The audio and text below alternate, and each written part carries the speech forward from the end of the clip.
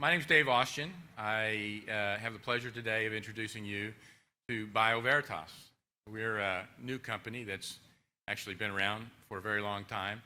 We're an ingredients company. We're ingredients approved by Mother Nature. So, what motivates us? We start from the fact that 1/3 of all food in the world is wasted, is lost. And it happens across the entire supply chain. That's 1.3 billion tons of food every year. Now, if you're having trouble getting your hands around or your head around 1.3 billion tons per year, let me give you a metric, a way of measuring that. 1.3 billion tons is 200 million elephants. If you're having trouble getting your hands around that, if you haven't eaten an elephant, and I bet most of you haven't, that's 400 pounds, almost 400 pounds of food for every man, woman, and child. 7.7 billion people in the world today. If food wastage were a country, it would be the third biggest producer of greenhouse gases in the world, behind China and the United States. There is a massive amount of food wastage. So, enter BioVeritas. This is where we come in. Our goal is to upcycle excess food and other biodegradable materials into clean label ingredients through a process that we say is approved by Mother Nature. In fact, we follow Mother Nature. And so basically, we're taking food waste and upcycling it into value-added products. We do that through a process of fermentation. It's an anaerobic digestion process. So we take something like bread waste, we put it through our BioVeritas process, which is based on a methane-inhibited anaerobic digestion process, and we produce a series of carboxylic acids, basically short and medium-chain fatty acids, sometimes called volatile fatty acids. We produce high purity, high quality, high efficacy, and for the most part, high value products. And 30 seems to be a special number here. We've tested over 30 feedstocks too. Although everything from bakery residuals and oat flour residuals to orange peels. The process takes in, it's got a big mouth. It takes in just about anything except a lot of fiber. Why do we say the process is like Mother Nature? Well, it's basically reproducing what happens in the rumen of ruminant animals. You take a cow, a deer, sheep, goats, giraffes, and their rumen, which is the front part of their stomach, is basically an anaerobic digester. It's got a mixed culture. It's non-sterile, of course, and it digests or it ferments the feed that comes into the rumen and produces CO2 and methane, which it gives off to some extent, which it gives off, and then it produces acetate, propionate, and butyrate. And those short-chain fatty acids, acetate, propionate, and butyrate, provide 70% of the energy required by the ruminant animal. 70%. So it's their main energy source, but it's also used in many other ways in the ruminant animal. One of the ones that drives our interest is it acts to control pathogens in the intestinal system. So what we do is we take bread waste, we put it through our methane-inhibited anaerobic digestion process. We then go through a series of separation steps. Our anaerobic digestion process is very much like what's in the cow's stomach. In fact, we can start with inoculum that comes right out of the rumen. And it's a mixed culture. It's not sterile. This is not precision fermentation. We can use very cheap equipment. And through the separations, we recycle the water, the acetate, and the microorganisms and send them back to the anaerobic digester.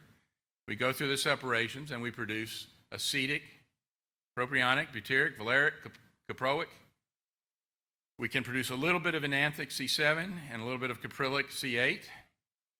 And then for the most part, because we're in the ingredients business, we're derivatizing these. We'll convert, for example, propionic acid to calcium propionate, and I'll talk about how that's used. Or we'll convert butyric acid to sodium butyrate, or we'll convert it to tributyrin, which is the triglyceride of butyric acid. And we can convert it to esters of the acid. So, for example, a very common ester used in flavors and fragrances is ethyl butyrate. These are the markets that we're sort of focusing on now. I'll talk a little bit more about these markets in a slide or two. But I just want to point something out. The process itself is not limited to these types of products. You can take the acids and turn them into these salts and these esters and these triglycerides, but you can also turn them into aldehydes, amides, and unsaturated carboxylic acids. And you can turn those into primary alcohols, secondary alcohols, diols, nitriles, and dicarboxylic acids, and you can go on and on. Basically, the process serves as a new chemical platform to get to a very broad range of chemicals. Now, this is the tricky part for a guy like me. I'm a chemical engineer by training, and I could sit here and talk all day about a process flow diagram, but I'm going to keep it very short. And I just want to point out that there are 4 characteristics of our process that I want to share with you. The first is it's very simple. This is a simple process. There's not that many unit operations to it. Second, every one of the unit operations is mature. It's been around for a very long time. The technologies are well developed. Where we have proprietary information or patent coverage is in how we integrate the process. Third, there's no toxic or harsh solvents used in our process. In fact, there's no extraneous solvents at all used in our process. So extraction, which normally requires an external solvent, we are able to do it without using any external solvents. And finally, we produce, depending on the feedstock we use, almost no waste. Almost no waste. We can get up to 95% conversion, depending on the feedstock we use. You start with something like ground pasta. You get your clarified broth. Then you get your mixed acids, and then we distill those, and we get our purified acids. That particular acid that I'm showing there is propionic. So where are we targeting? What markets? With the propionic acid, we're targeting food and feed preservation. Calcium propionate is already, synthetic calcium propionate is already widely used in food preservation. We're replacing it with a natural form of food preservation. Butyric acid and caproic acid are being used in gut health, and especially also in replacing antibiotics, because they have antimicrobial characteristics that control pathogens. And then C5 is already, synthetic C5 is already used in certain lubricants and in plasticizers.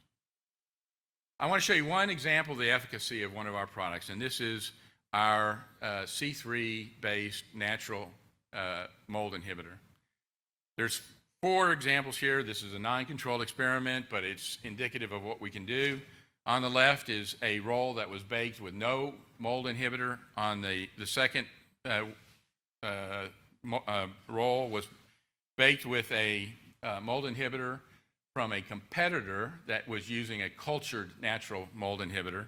The third one was baked with a cultured product that was spiked with petrochemical calcium propionate. How do we know? We did the C14 analysis.